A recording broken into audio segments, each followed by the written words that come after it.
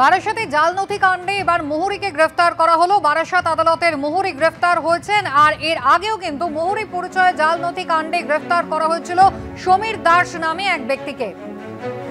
সমীরণ পাল কথা বলবো, আমাদের প্রতিনিধি রয়েছেন আমাদের সঙ্গে এই মুহূর্তে টেলিফোন লাইনে। সমীরণ, এর আগে যাকে গ্রেফতার করা হয়েছিল তিনিও তো মুহুরী পরিচয় দিয়ে জাল নথি বানাতেন, তাহলে এখন যাকে গ্রেফতার করা হলো তার কি পরিচয়?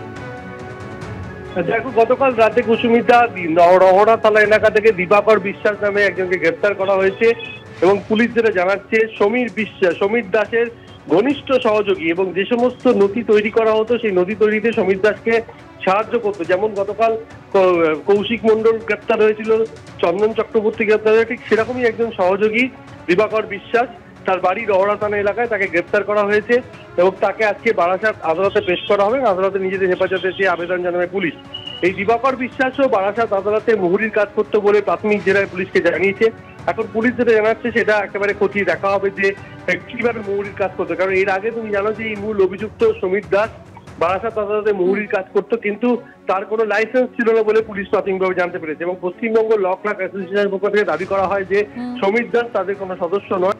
আদালত চত্বরে এই ধরনের বহু বহিরাগত মুহুরী ঘুরে বেড়ায়, তাদের মধ্যে অন্যতম। একেবারে এই খবরেই ফিরে আসবো। দিল্লি বিধানসভা ভোটকে কেন্দ্র করে আরো স্পষ্ট হয়ে গেল ইন্ডিয়া জোটের ফাটল। দিল্লিতে এবার কংগ্রেসের বিরুদ্ধে লড়াই করছে আম আদমি পার্টি, আর কংগ্রেসের বিরুদ্ধে গিয়ে আম আদমি পার্টিকেই সমর্থন করছে তৃণমূল থেকে সমাজবাদী পার্টি। তবে কি ইন্ডিয়া জোটের যাত্রা শেষ?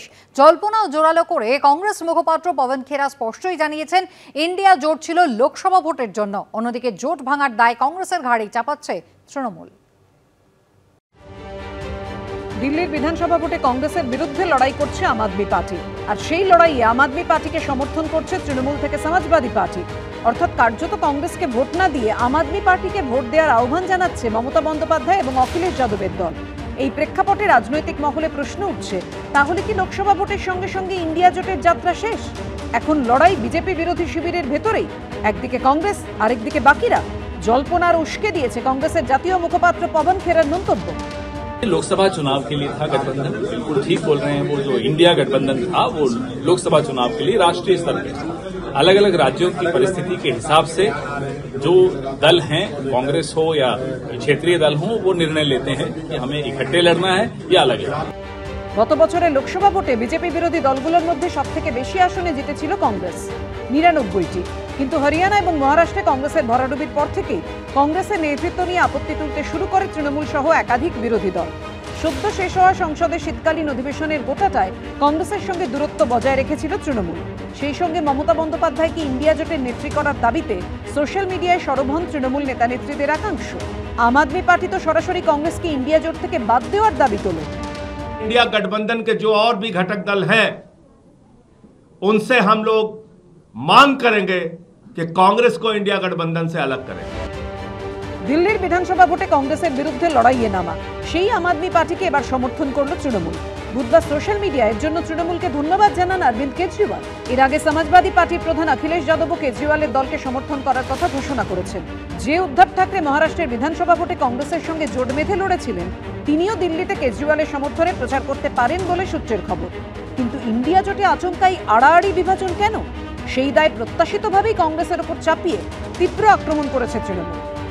এটা তো দলীয় ডিসিশন, রাজনৈতিক পলিটিক্যাল ডিসিশন। স্টেটের বিধানসভা ইলেকশনে আমরা আপকে সমর্থন করছি, কংগ্রেসকে নয়। সমস্যাটা হচ্ছে একটা ইন্ডিয়া অ্যালায়েন্স করে কংগ্রেস যদিও তার নেতৃত্বটা নিয়েছিল, কংগ্রেস তো কারোর সঙ্গে ঠিকমতো রিলেশনশিপই তৈরি করতে পারল না। কংগ্রেসকে বুঝতে হবে যে কংগ্রেসের দলগত অবস্থান এবং কংগ্রেসের মানুষের কাছে সেই গ্রহণযোগ্যতা সারা ভারতবর্ষ জুড়ে হয়নি যে কংগ্রেস দাদাগিরি করবে। কংগ্রেসের এই ইগোর জন্যই তো কংগ্রেসটা শেষ হলো। কংগ্রেসের ইগো, মমতা বন্দ্যোপাধ্যায়কে সহ্য করব না, কেজরিওয়ালকে সহ্য করব না, অখিলেশকে সহ্য করব না, এটা তো হয় না। পাল্টা তোপদেগে তৃণমূলের ভূমিকা নিয়েই প্রশ্ন তুলেছে কংগ্রেস। কে কি বলছে এটা কোনো বড় প্রশ্ন নয়। আজ ইন্ডিয়া জোট করলে তো হবে না, নিজেদের ভূমিকাটা ভাবা প্রয়োজন। প্রথম যদি ইন্ডিয়া প্ল্যাটফর্মকে কেউ না মেনে থাকে, 2024-এ 42টা আসনে প্রার্থী ঘোষণা প্রথম তৃণমূল থেকেই করা হয়, তো তারাই তো ব্রেক করেছে। সম্প্রতি মমতা বন্দ্যোপাধ্যায়কে বিরোধী জোটের নেত্রী করার পক্ষে সওয়াল করেছিলেন বিহারের নেতা লালু প্রসাদ যাদব। এবছর দিল্লির পর ভোট রয়েছে বিহারে, ফলে সেখানে সমীকরণ কি হয় সেটাও দেখার। কৃষ্ণেন্দু অধিকারী ও সৌমিত্র রায়ের রিপোর্ট, এবিপি আনন্দ।